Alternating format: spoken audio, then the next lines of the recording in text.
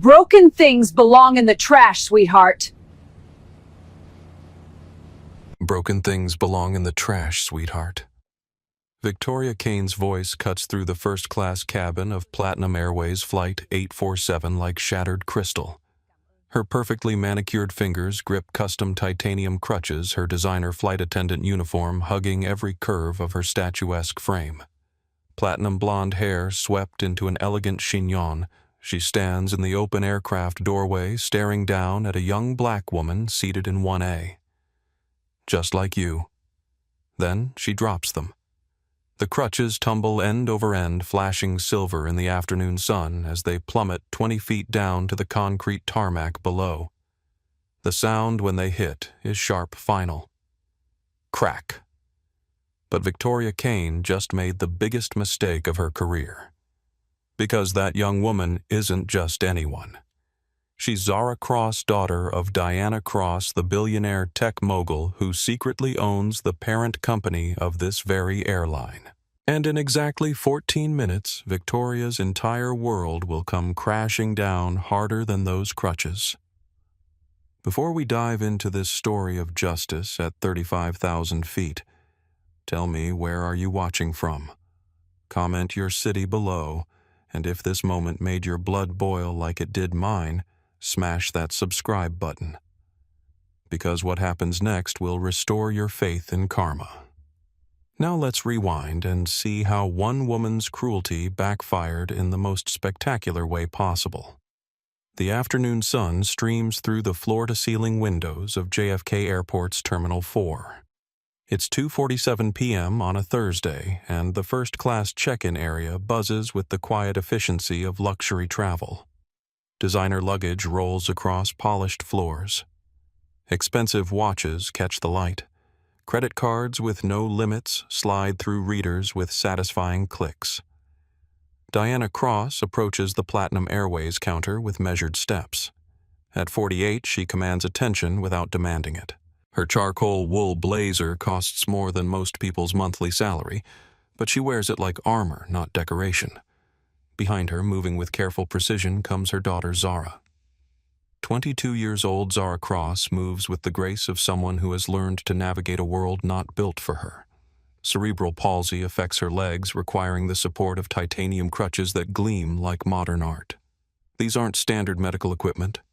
They're masterpieces of engineering, custom-forged lightweight with subtle rose gold accents that catch the light with every step. "Good afternoon, Ms. Cross," the gate agent says, scanning their boarding passes. "First class to London Heathrow. You'll be boarding in about 20 minutes. Sarah Mitchell has worked this counter for 6 years. She's seen celebrities, politicians, billionaires. But something about Diana Cross makes her stand a little straighter. Maybe it's the woman's presence. Maybe it's the way she treats everyone from janitors to CEOs with the same measured respect. "Thank you," Diana replies. "Is there an accessible boarding option for my daughter?" "Of course, we can arrange pre-boarding if..." "That won't be necessary." Zara's voice is soft but firm. "I prefer to board with everyone else." Sarah nods, making a note in the system. What she doesn't know is that she's just documented the beginning of the most expensive customer service failure in aviation history. 20 feet away, Victoria Kane adjusts her uniform in the reflection of a window. At 34, she's the picture of airline elegance. 5'8", with a figure that turns heads and a face that could sell diamonds. Her family owns textile mills across the South. Old money, old values, old prejudices that run deeper than oil wells.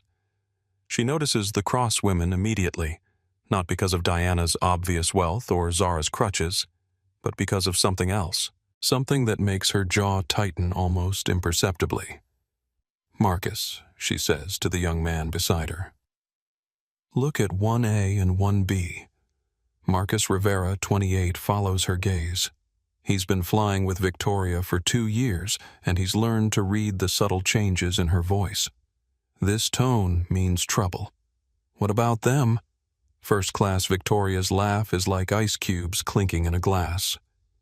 Really, Marcus shifts uncomfortably. Their tickets cleared the system.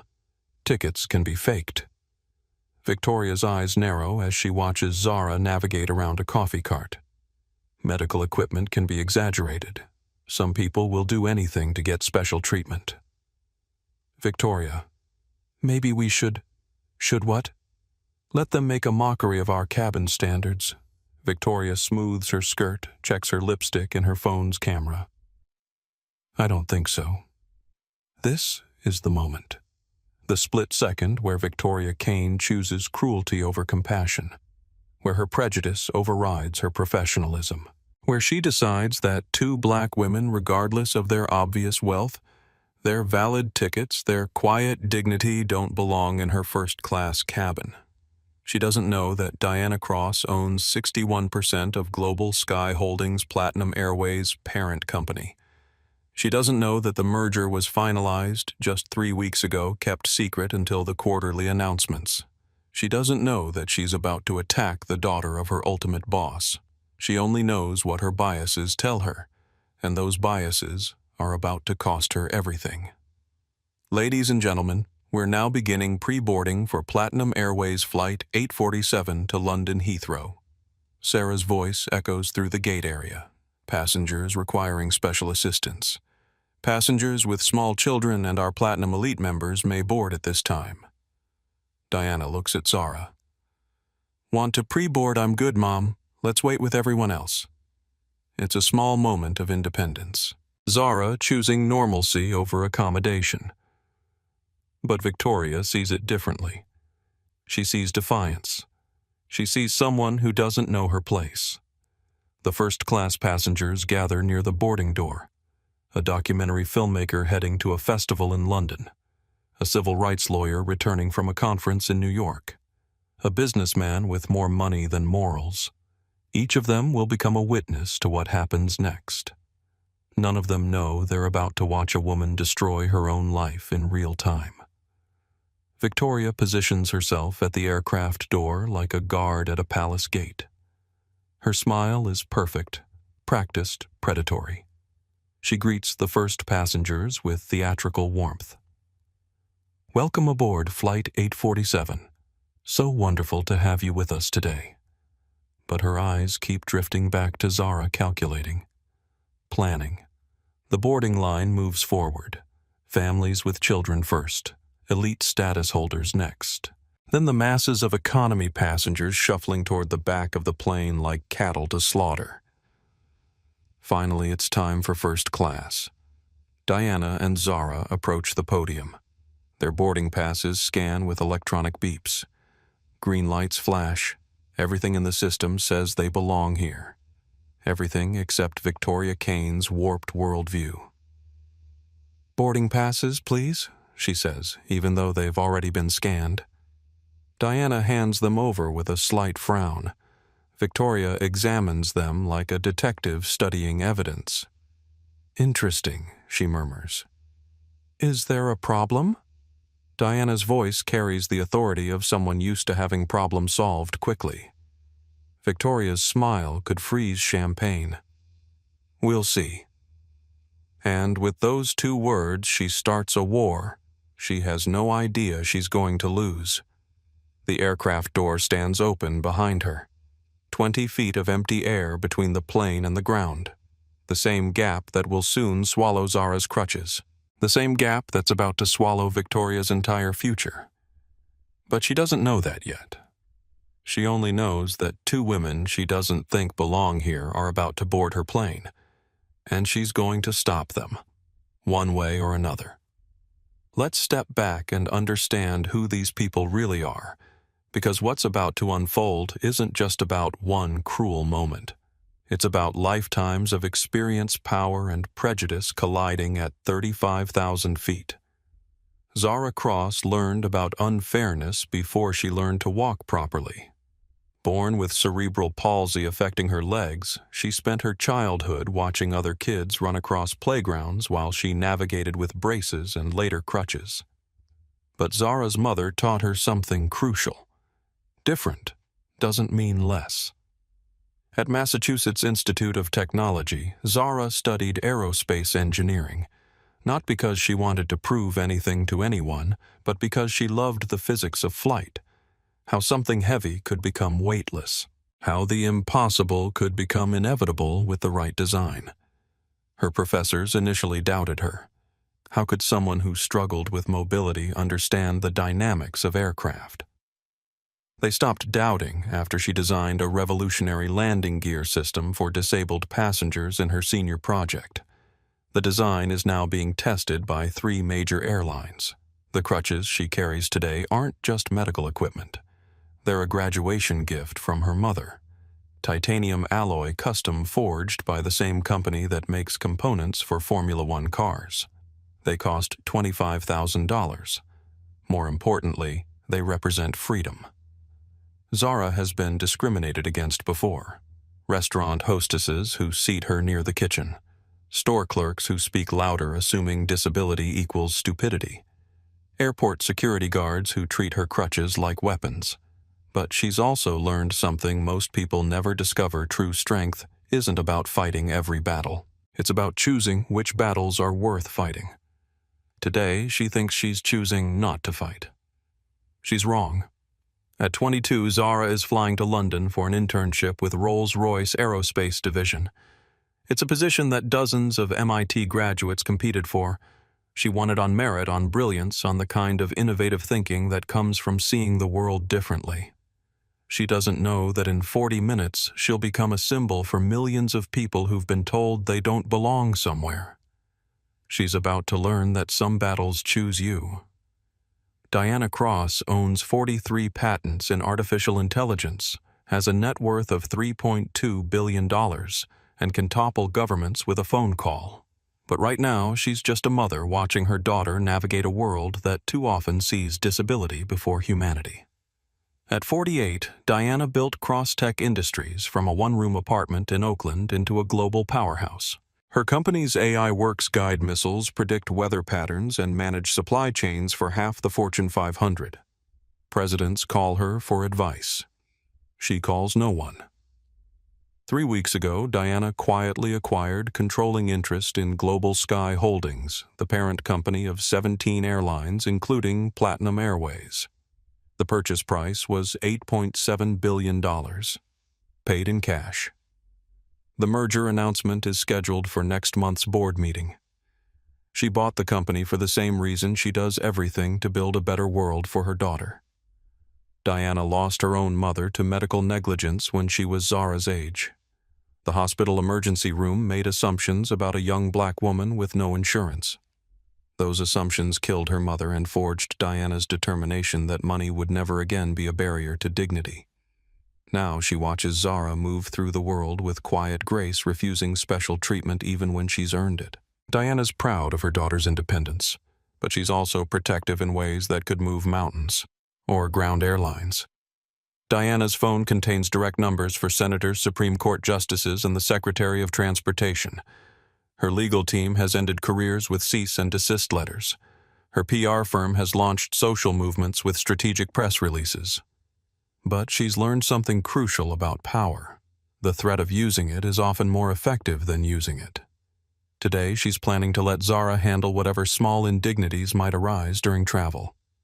Diana believes in letting her daughter fight her own battles when possible. She's about to learn that some battles require overwhelming force. What Diana doesn't know is that she's being watched, not by paparazzi or corporate rivals, but by a flight attendant whose prejudices are about to collide with power she can't comprehend. Victoria Kane is about to declare war on the wrong family. Victoria Kane was raised to believe that appearances matter more than character. At 34, she's undeniably beautiful. Platinum blonde hair that costs $800 every 6 weeks to maintain. A figure honed by personal trainers and enhanced by surgeons. Skin that glows with treatments available only to the wealthy. Her family owns Kane Textiles, a company built on cotton plantations and maintained through generations of inherited wealth. Their old South aristocracy, the kind of people who still talk about heritage and tradition when they mean prejudice and privilege. Victoria wasn't supposed to work. Women in her family were supposed to marry well and manage charity galas. But she chose airline work for the travel, the glamour, the opportunity to see the world from first-class cabins. What she really chose was a position of power over people she considers beneath her. Victoria has been with Platinum Airways for 8 years. She's received 17 formal complaints for poor service, all buried by management, because her family name opens doors and fills seats. She knows which passengers tip well and which ones demand too much. She knows how to be charming to the right people and dismissive to the wrong ones. In her mind, the right people are wealthy white and appropriately grateful for her service. The wrong people are everyone else. She's developed a talent for making discrimination look like policy. Medical equipment as safety hazards. Special accommodations as unfair advantages. Basic human dignity as special treatment that not everyone deserves. Today, looking at Diana and Zara, Victoria sees everything she's been taught to resent. Wealth that wasn't inherited, success that wasn't handed down, dignity that wasn't granted by bloodline. She doesn't know she's looking at her own boss. She doesn't know she's about to commit career suicide in front of cameras that will broadcast her cruelty to millions. She only knows that these two women don't fit her narrow definition of who belongs in first class, and she's about to make sure they know it. Marcus Rivera joined Platinum Airways to see the world. At 28, he sends half his paycheck home to his mother in Phoenix and dreams of saving enough to open his own restaurant. Working with Victoria Kane has been a master class in uncomfortable compromises. He's watched her humiliate passengers who couldn't fight back. He stayed silent during confrontations he knew were wrong. He tells himself he needs this job, needs the income, needs to keep his head down. Today, Marcus is going to learn that some silences cost more than speaking up. Sarah Mitchell, the gate agent, prides herself on professionalism. At 45, she's seen every type of passenger emergency meltdown and miracle. She believes in treating everyone equally, which makes her excellent at her job and uncomfortable with colleagues who don't share those values. She doesn't know she's about to witness something that will change airline policy forever. James Patterson, seated in 3B, makes documentary films about social justice. At 52, he's recorded police brutality, corporate corruption, and political scandals. His camera is always ready. His instincts are always sharp. He's about to capture footage that will end a career and start a movement. Elena Rodriguez, in seat 2B, is a civil rights lawyer returning from a conference in New York. At 31, she's argued cases before federal courts and won settlements that changed company policies. Her phone is loaded with apps for recording video and instantly uploading to multiple platforms. She's about to become the voice of justice in real time. Captain Robert Hayes, 50 years old, has been flying commercial jets for 23 years without a single safety incident. He believes in the chain of command, following procedures and keeping passengers safe. He's about to learn that some safety threats come from his own crew. Lisa Thompson supervises ground crew at JFK. At 29, she's worked her way up from baggage handling to equipment oversight. She's seen how carelessly some crew members treat passenger belongings, especially medical equipment. She's about to witness the most expensive case of equipment destruction in aviation history.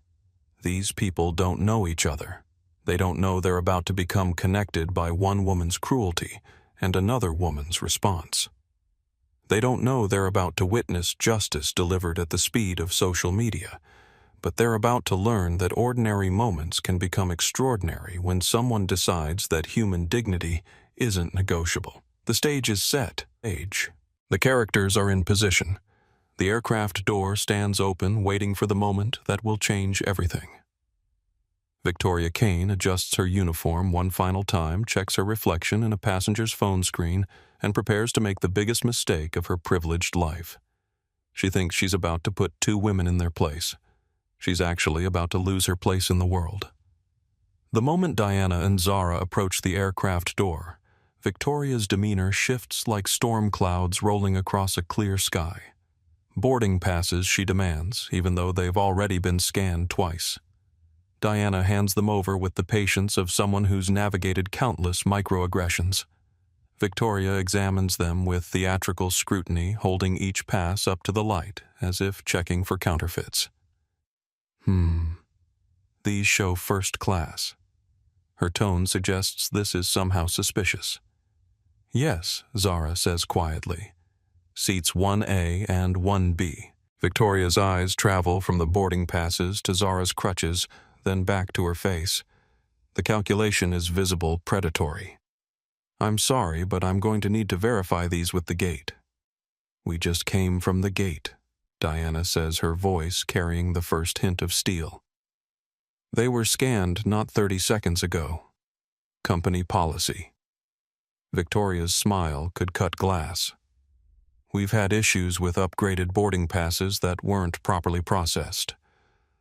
I'm sure you understand. She doesn't move aside. The aircraft door remains blocked.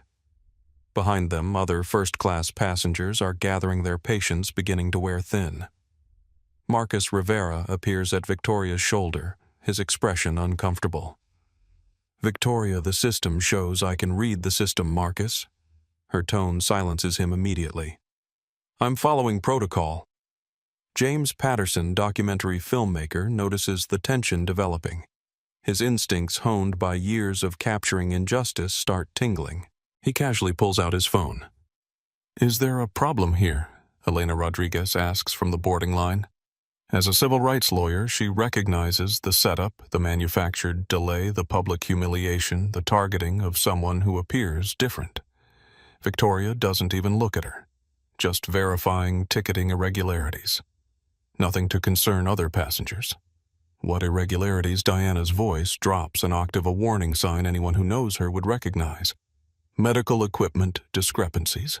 Victoria gestures toward Zara's crutches. These appear to be substantial. Our safety protocols require verification that they meet airline standards. They're titanium crutches, Zara says, her cheeks starting to flush.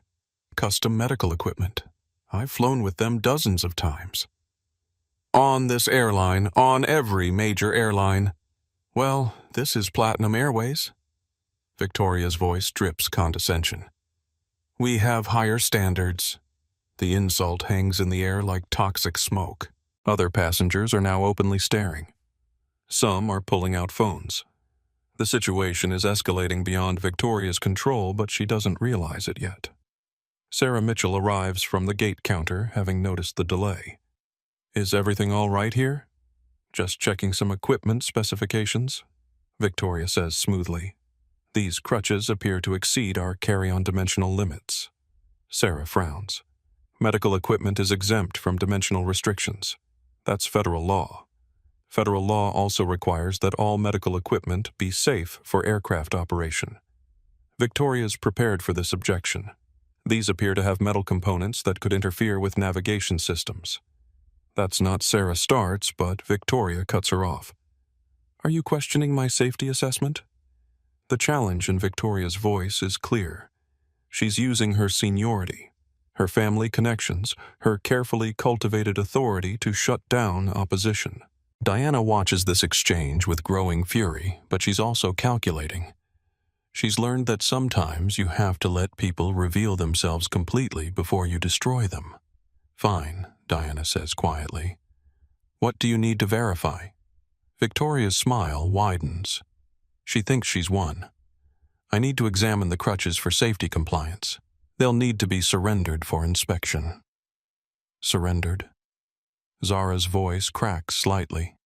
Temporarily. We'll return them once we've confirmed they meet our specifications. How long will that take? Diana asks. However long it takes. Victoria shrugs. Safety first. Marcus Rivera shifts uncomfortably.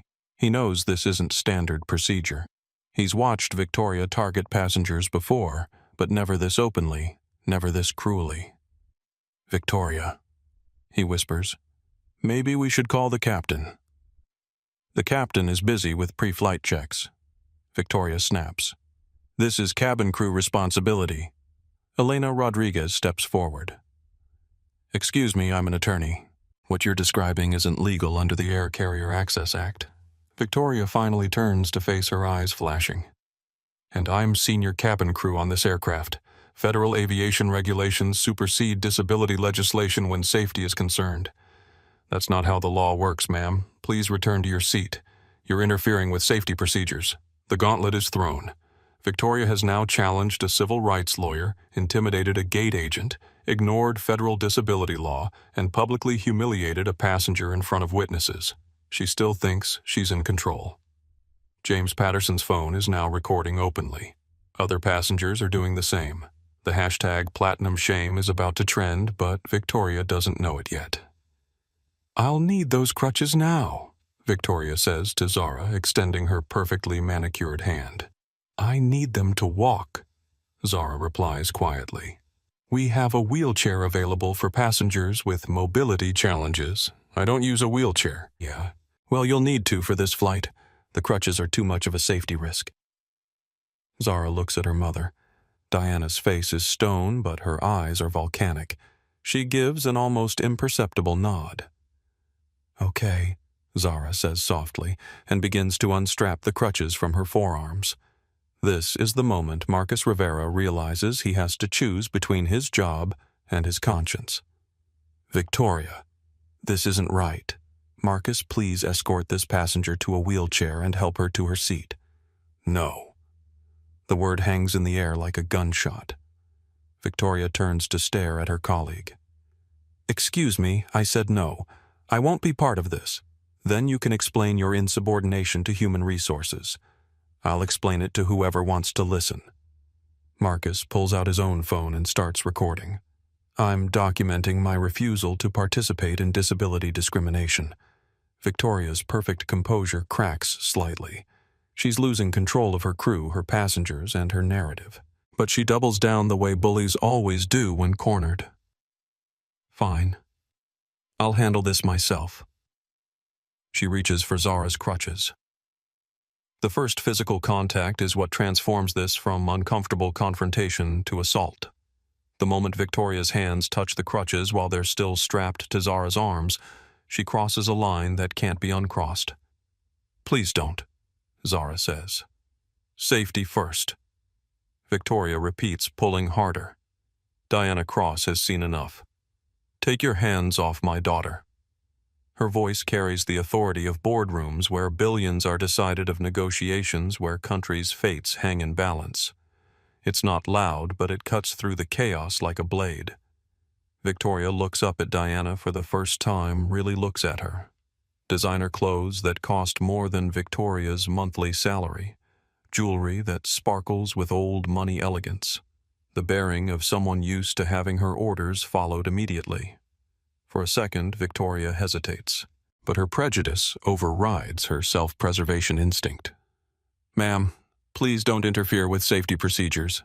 "Last warning," Diana says quietly. "Or, what, you'll file a complaint?" Victoria laughs, that harsh sound that reveals her true nature. "Do you know who my family is? Do you know what connections I have?" "Diana?" Cross smiles for the first time since boarding began. It's not a warm smile. "No, but you're about to find out who mine are." Victoria doesn't understand the threat. She's too caught up in her own power trip, too blinded by her own biases, to recognize that she's just declared war on someone infinitely more powerful. She yanks the crutches free from Zara's arms. Zara stumbles, catching herself against the aircraft wall.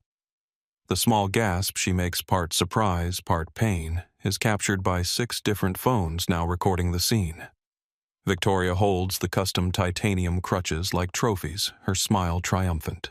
"These will be returned to you after we verify safety compliance." When Zara asks, leaning heavily against the bulkhead. "When I say so." Those 4 words seal Victoria's fate. They reveal that this isn't about safety policy or procedures.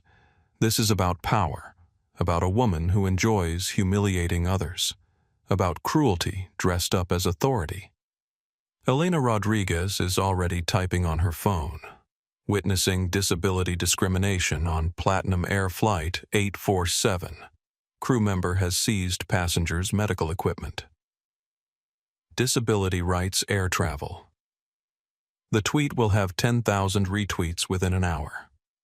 James Patterson continues filming his documentary Instincts in overdrive. This isn't just discrimination, it's performance art. Victoria is reveling in her power, oblivious to the fact that she's destroying her own life. Captain Robert Hayes finally appears from the cockpit, drawn by the commotion.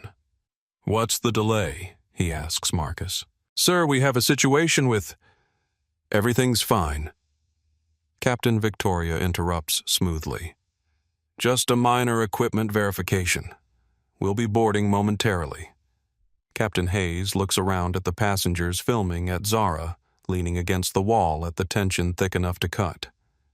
"Ms. Kane, what exactly federal aviation safety regulations, sir? I'm securing potential hazards." She holds up the crutches as evidence. Captain Hayes frowns. He knows medical equipment procedures, and this doesn't feel right. But he also knows Victoria's family connections and political influence. "Are we following proper documentation protocols?" he asks carefully.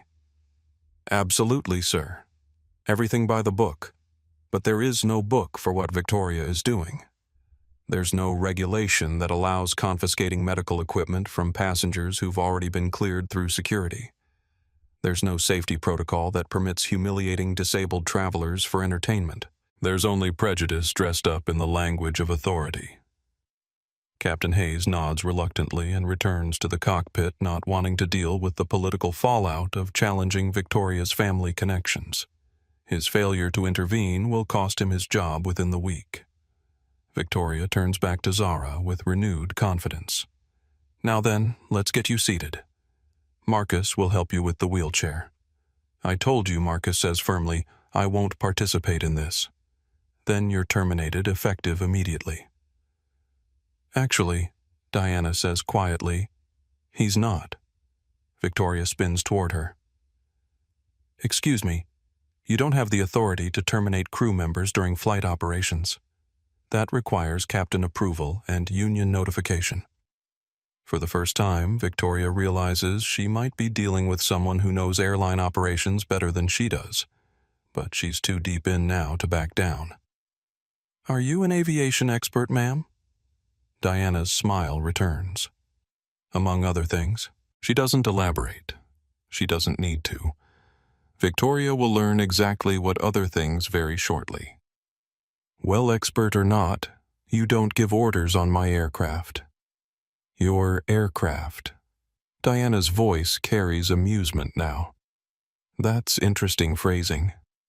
Something in her tone makes Victoria's confidence waver slightly, but she pushes forward, driven by the same prejudices that have guided her entire life. "That's right. My aircraft. And these." She holds up the crutches. "These are coming with me."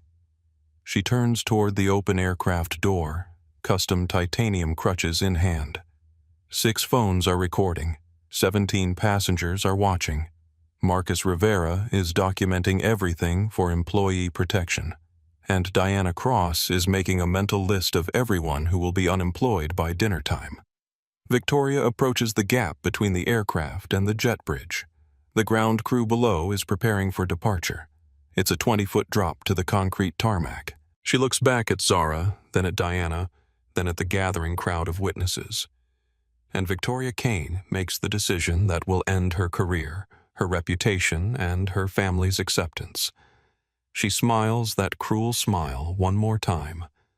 "Oops," she says, and lets go. The titanium crutches tumble through 20 feet of empty air in slow motion, flashing silver in the afternoon sun like falling stars. The sound when they hit concrete is sharp, final, devastating. Crack. 6 phones capture the moment. 17 passengers witness it. 1 ground crew supervisor films from below. But the impact isn't just physical, it's moral, legal, and about to become financial. The silence that follows lasts exactly 3 heartbeats. Then Zara Cross makes a sound that breaks everyone who hears it. Not a scream, not a sob. Just a small, breathless gasp, the sound of someone who's just watched $25,000 of custom medical equipment shatter on concrete. The sound of someone who's realized how much another person must hate her to destroy something so essential to her daily life. It's the sound that launches a social movement. Did she just Elena Rodriguez whispers her phone already recording?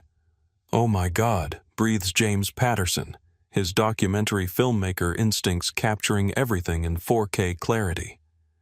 Did everyone see that Victoria Kane dusts off her hands like she's just taken out the trash? The satisfaction on her face is visible, nauseating, damning. She turns back to the cabin with a smile that curdles milk. They slipped, she announces to the stunned passengers. Butterfingers. The casual cruelty of it, the obvious lie delivered with such theatrical innocence, breaks something in the watching crowd. Marcus Rivera stares at his colleague in horror.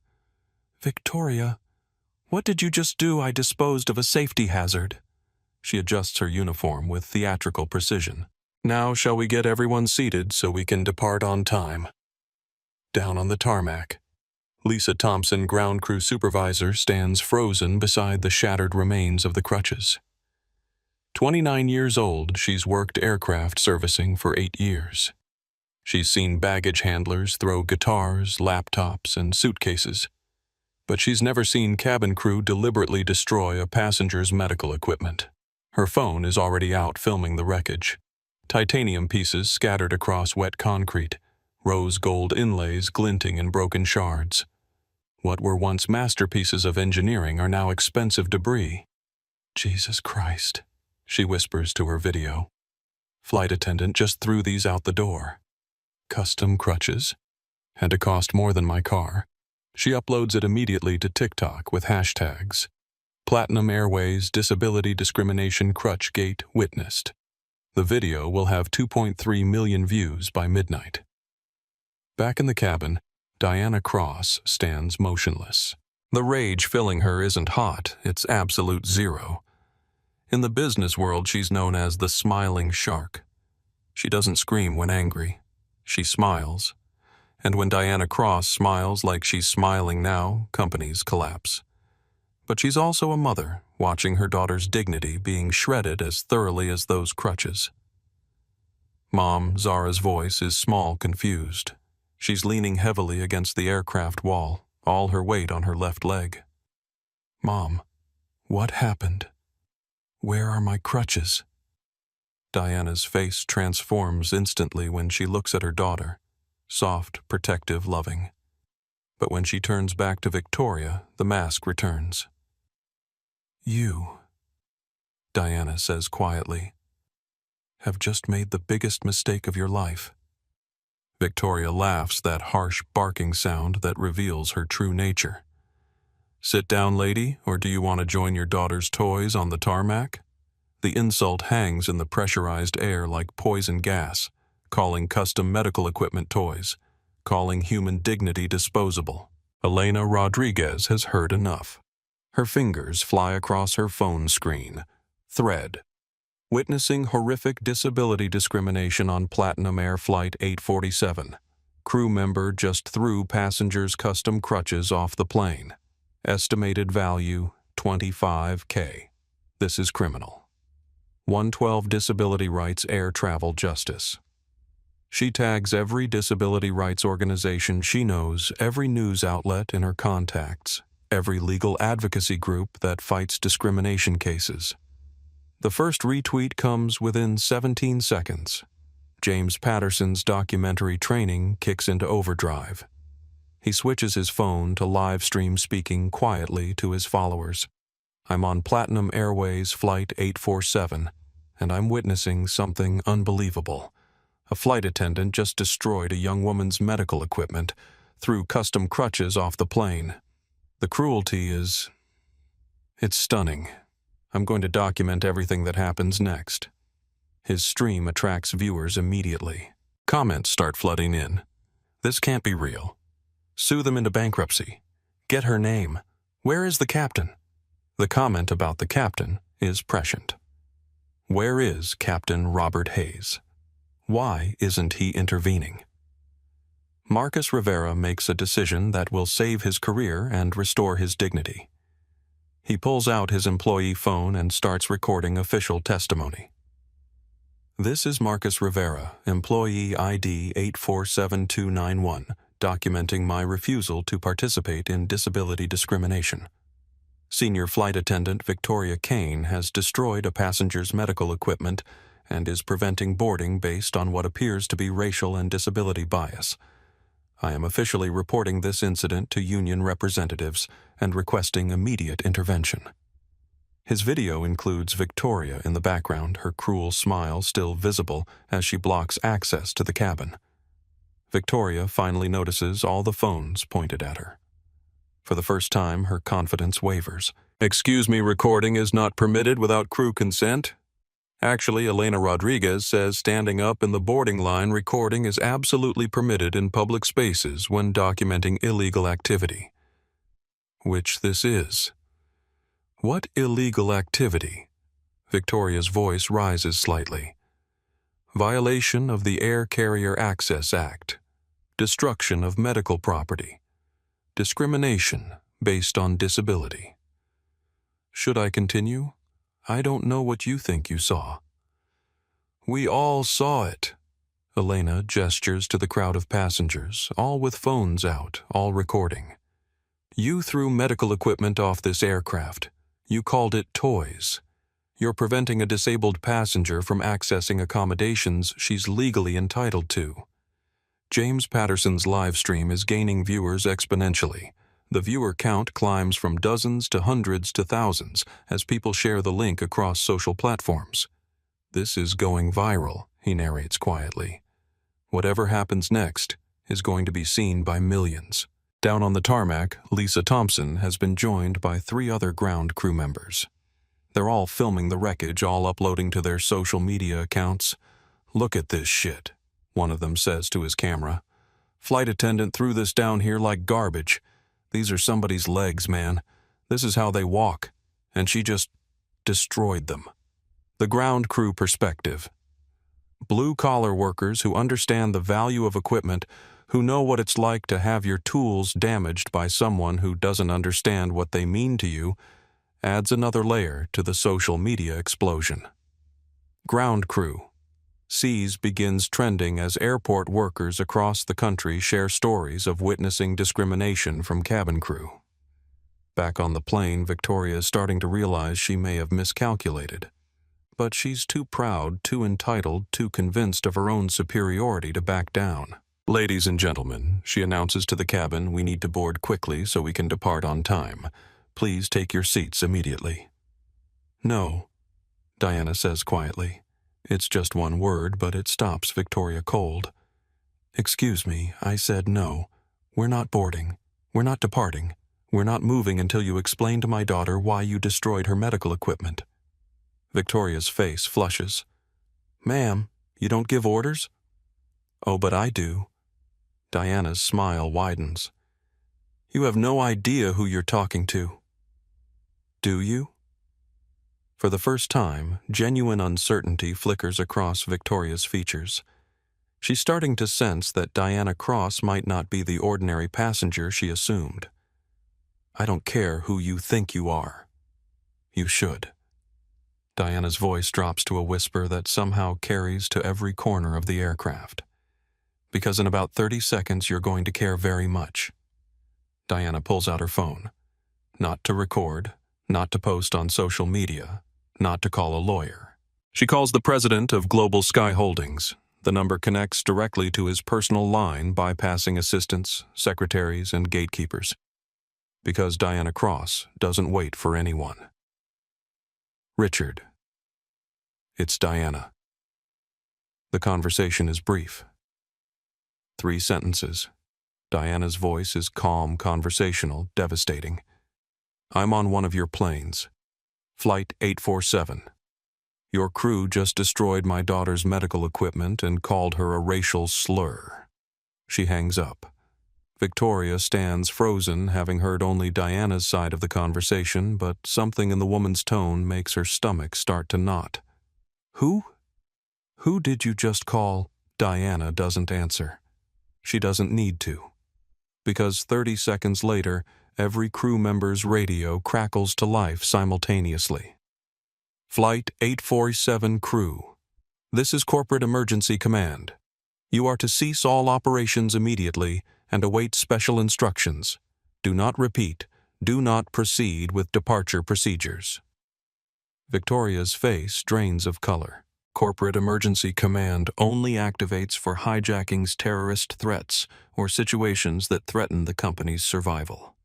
Marcus Rivera's radio continues. Employee Rivera, you are to document all incidents and maintain passenger safety. All other crew members are suspended pending immediate investigation. The words all other crew members hit Victoria like physical blows. Captain Hayes emerges from the cockpit, his radio in hand, confusion written across his face. What the hell is Corporate Emergency Command doing on my radio? Diana turns to him with that same terrifying smile. Captain Hayes, I'm Diana Cross. I own your airline. The silence that follows is deafening. Victoria's mouth opens and closes like a fish gasping for air. That's not possible, she whispers. Richard didn't tell you about the merger. Diana's voice drips false sympathy. Global Sky Holdings was acquired 3 weeks ago by Crosstech Industries. My company. Your new boss. The realization hits Victoria like a freight train. She's just humiliated the daughter of her ultimate employer. She's destroyed property belonging to a billionaire. She's committed career suicide in front of 17 witnesses and 6 recording devices. James Patterson's live stream explodes with comments. She owns the airline. Oh snap, this is about to be good. Billionaire revenge mode activated. Somebody about to lose everything. Elena Rodriguez continues her legal documentation thread. Update plot twist of the century. The mother of the passenger whose crutches were destroyed just revealed she owns the airline. This went from discrimination lawsuit to corporate destruction. 812. Justice served corporate karma. The tweet gets 50,000 retweets in 10 minutes. Down on the tarmac, emergency vehicles are arriving. Not for a medical crisis or security threat, but because corporate protocols require full documentation when the owner of the company is involved in an incident. Lisa Thompson films the arriving investigators narrating, "Y'all, this is getting real. They got hazmat crew incident commanders, the works." All because some flight attendant thought she could bully the wrong passenger. Her TikTok video gets 800,000 views before she finishes recording it. Back in the aircraft, Victoria Kane realizes her entire world is collapsing in real time. But she's too proud to apologize, too entitled to admit wrongdoing, too convinced of her own superiority to understand that she's fighting a war she's already lost. Instead, she doubles down one final time. I don't care who you are. I followed safety protocols. Those crutches were a hazard, and I disposed of them appropriately. The lie is so obvious, so ridiculous, so thoroughly documented by multiple cameras that it crosses from delusion into self-destruction. Diana Cross looks at this woman, this beautiful, privileged, utterly heartless woman who destroyed her daughter's mobility aids for entertainment, and makes a decision that will echo through the airline industry for decades. Ms. Kane, she says quietly, you're fired. The words "you're fired" hang in the pressurized air like a death sentence. Victoria Kane's perfect composure finally cracks her porcelain features contorting with disbelief. You can't fire me, she sputters. You're just a passenger. You don't have authority. Diana Cross pulls out her phone again, this time putting it on speaker so the entire cabin can hear. She dials a number that connects after one ring. Cross Tech Executive Offices. Diana Cross's line. Jennifer. It's Diana. I need you to pull up employment records for Platinum Airways. Employee Victoria Kane, Senior Flight Attendant. One moment, Ms. Cross. Victoria's face goes from flushed to pale to gray as the implications sink in. Diana Cross has an assistant who answers her calls immediately. Diana Cross has access to employee records. Diana Cross just revealed she wasn't bluffing about owning the airline. Ms. Cross, I have the file. Victoria Kane employee ID PA 47291, hired August 2015, currently assigned to international first-class service. Terminate her employment immediately. Effective this moment. Full forfeiture of benefits, stock options, and pension contributions. Flag her file for cause termination, destruction of passenger property, disability, discrimination, violation of federal transportation law. Understood, Ms. Cross. Termination processed. Security has been notified to escort her from company property. Diana hangs up. The cabin is silent except for the hum of air conditioning and the faint sound of Victoria's breathing becoming rapid and shallow. That's not legal, Victoria whispers. You can't terminate someone without what due process? Diana's voice could freeze helium. You destroyed $25,000 of my daughter's medical equipment in front of 17 witnesses.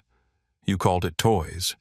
You violated the Air Carrier Access Act, the Americans with Disabilities Act, and basic human decency. What due process do you think you're entitled to? James Patterson's live stream has swollen to over 10,000 viewers. His chat is exploding. Karen got owned by a billionaire. This is better than Netflix. Get wrecked. Victoria, justice is served. Elena Rodriguez continues documenting everything her legal training, recognizing the significance of what's happening. Breaking corporate executive just terminated discriminatory employee in real time. This is precedent setting. Companies are watching. This is how you handle bias in your workforce. 1112. Corporate justice, disability, rights accountability. In action. Captain Hayes stands frozen in the cockpit doorway, realizing he just witnessed the fastest termination in aviation history. His radio crackles again. Captain Hayes, this is corporate command. You are relieved of duty pending investigation into your failure to intervene during passenger discrimination incident. Return to company headquarters immediately. The captain's face goes ashen. Victoria isn't the only one losing her job today. Marcus Rivera watches his former colleague's world disintegrate with a mixture of relief and horror. Relief that someone finally stood up to Victoria's cruelty. Horror at how completely her life is being dismantled. But his sympathy evaporates when he remembers Zara leaning against the aircraft wall, unable to walk without the equipment Victoria destroyed for entertainment. Victoria makes one last, desperate attempt to salvage her situation. This is about money, isn't it? You think because you're rich you can destroy people's lives. I think, Diana interrupts quietly, that because you're cruel, you destroy people's dignity. I'm just returning the favor. She turns to address the cabin full of passengers, many still recording, all transfixed by the real-time justice being delivered. Ladies and gentlemen, I apologize for the delay. My name is Diana Cross, and as of 3 weeks ago, I own 61% of Global Sky Holdings, which includes this airline. What you've witnessed today is unacceptable, and it ends now. The cabin erupts in spontaneous applause. Not polite airline applause, but the kind of genuine appreciation that comes when people see someone powerful use that power to protect someone vulnerable. Diana continues. Ms. Kane's behavior represents everything wrong with how disabled passengers are treated by airlines. The casual cruelty, the manufactured policies, the assumption that people with disabilities are somehow less deserving of respect and accommodation. Victoria tries to speak, but Diana's voice cuts through her protests like a blade. You threw my daughter's crutches off this plane because you thought she didn't belong in first class. Because you looked at a young black woman with a disability and decided she was somehow beneath you. Because you believed your prejudice was more important than her humanity. The words land like physical blows. Victoria's breathing becomes more labored, her perfect makeup starting to smudge as perspiration beads on her forehead. But here's what you didn't know, Ms. Kane. You didn't know that my daughter graduated summa cum laude from MIT with a degree in aerospace engineering. You didn't know that she's flying to London for an internship with Rolls-Royce that dozens of candidates competed for. You didn't know that her senior project is revolutionizing aircraft accessibility design. Zara looks at her mother with surprise and pride. Diana rarely discusses her achievements so publicly. You saw a young black woman with crutches and made assumptions. You saw difference and decided it meant deficiency. You saw medical equipment and chose to see obstacles instead of adaptations. Diana's voice rises slightly, carrying the authority of boardrooms where billion-dollar decisions are made. But most importantly, you saw an opportunity to exercise power over someone you thought couldn't fight back. You chose cruelty because you thought there would be no consequences. Victoria's legs start to shake. The reality of her situation, unemployed, publicly humiliated, facing potential criminal charges, finally penetrates her entitled worldview. Down on the tarmac, more emergency vehicles are arriving. Not because of safety concerns, but because Diana's call triggered corporate protocols that treat any incident involving ownership as a potential crisis. Lisa Thompson films the convoy. Y'all, they got the big bosses coming out now. Black sedans with tinted windows. This flight attendant must have messed with the wrong family. Her running commentary is being watched by nearly 1 million TikTok viewers in real time. Back on the aircraft, Diana delivers the final blow. Security is on their way to escort you off company property, Ms. Kane. You'll receive termination documentation within 24 hours. You'll also receive legal notification of our lawsuit for destruction of property, violation of disability rights, and intentional infliction of emotional distress. Victoria's mouth opens and closes soundlessly. The magnitude of her situation, not just fired, but facing civil litigation from a billionaire with unlimited legal resources, finally penetrates her shock. I have connections. My family has influence. You can't just, your family textile business owes my company $14 million in outstanding invoices. Diana's smile returns sharp as broken glass. Would you like me to call those notes due?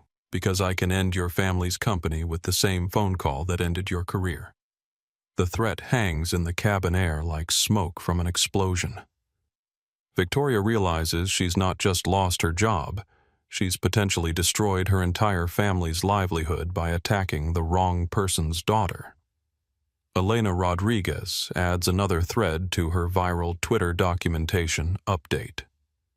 Not only did discriminatory flight attendant lose her job, but the billionaire CEO just revealed her family business owes the company millions. This isn't just individual justice. This is generational consequences for prejudice. 1212. Systemic justice power used right. The final tweet in her thread gets retweeted 75,000 times within an hour, shared across LinkedIn by corporate executives as an example of swift accountability, and picked up by major news networks as a breaking story. James Patterson's live stream viewers peak at over 15,000 as word spreads across social media platforms. His documentary filmmaker instincts recognize that he's capturing something unprecedented, the real-time destruction of someone's career and social standing because they chose cruelty over kindness. Marcus Rivera steps forward, addressing Diana directly for the first time. Ms. Cross, I want to apologize. I should have intervened earlier. I should have stopped her before Diana raises a hand to stop him. Mr. Rivera, you ultimately chose correctly. You refused to participate in discrimination and you documented the incident for accountability. That matters. She turns back to Victoria, who stands swaying slightly. Her perfect appearance disheveled, her arrogant confidence completely shattered. Ms. Kane, you have 5 minutes before security arrives. I suggest you use that time to reflect on how your prejudice has cost you everything you valued. Your career, your reputation, your family's financial stability. Diana's voice drops to a whisper that somehow carries to every corner of the cabin. And you did it all for what? The satisfaction of humiliating a young woman whose only crime was being different from you. Victoria Kane, who started this encounter believing she held all the power, now realizes she never had any power at all. Real power belongs to people who use it to lift others up, not tear them down. Real power comes from creating value, not destroying dignity. She staggers toward the aircraft exit as the sound of security boots echoes through the jet bridge. Behind her, she leaves a cabin full of witnesses, multiple viral videos, and a young woman whose dignity remains intact despite Victoria's best efforts to destroy it. Ahead of her lies unemployment legal battles, family disgrace, and the knowledge that millions of people will remember her name as a symbol of prejudice punished. But Diana Cross isn't finished yet. One more thing, Ms. Kane. Victoria turns back one final time, hoping for mercy for some indication that this nightmare might be reversible. My daughter's new crutches will cost $50,000. Top-of-the-line titanium with carbon fiber reinforcement and smart technology integration. You'll be receiving the bill. Victoria Kane exits the aircraft for the last time, escorted by security, her career in ashes and her reputation in ruins. But more importantly, she leaves behind a cabin full of people who've just witnessed what happens when privilege meets power, when cruelty meets consequences, and when someone finally has the resources to fight back against discrimination that usually goes unpunished. The age of accountability has just begun at 35,000 feet, and it's being live-streamed to the world. The security team that escorts Victoria Kane off Flight 847 isn't standard airport security. These are corporate crisis management specialists, the kind of people who handle situations that could cost companies hundreds of millions in lawsuits and reputation damage. Victoria stumbles down the jet bridge between two men in dark suits, her perfect posture finally broken. Behind her, passengers lean out of aircraft windows, many still recording capturing the perp walk of someone whose cruelty has finally met consequences. This is unprecedented, Elena Rodriguez narrates for her social media followers. I've been practicing civil rights law for 8 years, and I've never seen disability discrimination consequences happen this quickly. Usually it takes months of litigation. This took 14 minutes. Her phone buzzes constantly with notifications. The hashtag Crutchgate is trending nationally. Victoria Kane is trending internationally. Diana, reaction is spawning memes faster than the internet can process them. James Patterson's documentary livestream has reached 20,000 concurrent viewers with clips being shared across every social platform. The most shared moment, Diana's calm delivery of "You're fired," followed by Victoria's face draining of color in real time. Down in corporate headquarters, emergency meetings are convening in conference rooms across 3 time zones. The Platinum Airways crisis management team has been activated not for a safety incident, but for what's becoming the fastest-spreading airline discrimination scandal in social media history. Richard Blackwood, CEO of Global Sky Holdings, sits in his corner office watching social media feeds refresh with new posts every few seconds. His assistant keeps updating him on the metrics. Sir, we're at 2.3 million hashtag mentions in the first hour. CNN is calling for comment. The Department of Transportation is asking for incident reports. And what the Kane family's lawyer is demanding a meeting. Apparently Victoria's father is threatening to pull their textile contracts. Richard laughs bitterly. Does he know his daughter just committed a federal crime on camera? Does he know she attacked Diana Cross's family? The assistant shakes her head. I don't think he understands who he's threatening. Meanwhile, in the first-class cabin of Flight 847, a different kind of transformation is taking place. Other passengers are approaching Zara and Diana no longer as voyeurs to a spectacle, but as witnesses to justice. Miss Cross says, an elderly gentleman from seat 3C, I want you to know that what your mother did, that took courage. I've seen discrimination like that before. Usually, nothing happens. Usually, people just accept it. A woman from 2D steps forward. I recorded everything. If you need witnesses for legal proceedings, I'll testify. What that woman did was evil. Marcus Rivera coordinates with the ground crew to arrange temporary mobility assistance for Zara, while new crutches are expedited from the manufacturer. But what surprises him most is how the other passengers have transformed from bystanders into allies. This is what accountability looks like, he says to his own phone, recording a statement for employee protection purposes. Ms. Cross didn't just fire one person.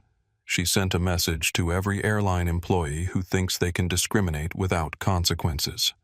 The message is being received loud and clear across the industry. In airports around the country, airline employees are watching the viral videos during their breaks. Ground crew members are sharing Lisa Thompson's tarmac footage. Gate agents are discussing Elena Rodriguez's legal commentary threads. Did you see what happened to that Platinum Airways flight attendant becomes the conversation topic in crew lounges from Los Angeles to Miami? But the consequences extend far beyond individual awareness. Within 2 hours of Victoria's termination, Platinum Airways announces emergency policy changes. All discrimination complaints will now go directly to executive review. All employees will receive mandatory bias training within 30 days. All incidents involving disabled passengers will be documented and reviewed by legal teams. Other airlines, watching the social media storm and the swift corporate response, begin implementing similar policies preemptively. Nobody wants to be the next company in viral news for disability discrimination. The Federal Aviation Administration opens a formal investigation into airline compliance with disability accommodation laws. The Department of Justice begins reviewing civil rights enforcement in commercial aviation. But while institutions scramble to respond to the crisis, Victoria Kane faces personal consequences that are just beginning to unfold. Her termination from Platinum Airways triggers immediate loss of healthcare benefits, stock options, and pension contributions. Her family